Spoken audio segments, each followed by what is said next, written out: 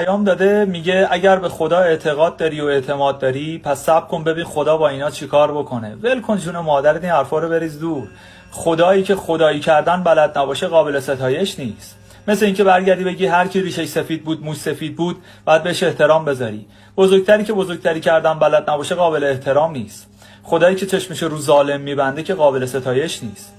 خدایی که صدای بچه زاهدان و سیستان بلوچستان رو که نه کفش داره نه آب داره نه شناسنامه داره نه مدرسه داره میره تو چادر میشینه درس میخونه نمیشنوه، ولی رزق و روزی حدادادل رو انقدر زیاد میکنه که برای بچهش مدرسه خصوصی بسازه که خدا نیستش.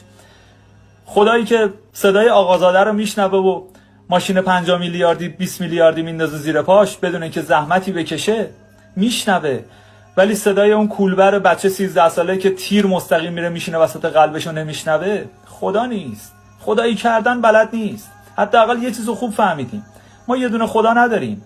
خدای آدمای دورو و کثیف داریم که مثل خودشون رفتار میکنه، هر روز هم رزق و روزیشون رو بیشتر میکنه، بهشون هم قدرت میده. خدای آدمای فقیر و ضعیف هم داریم که مثل خودشونه، صداش به جایی نمیرسه، مثل خودشون ضعیفه. خدا گفته ما شما رو برابر آفریدیم، دروغ میگه، یه سری‌ها رو برابرتر آفریده.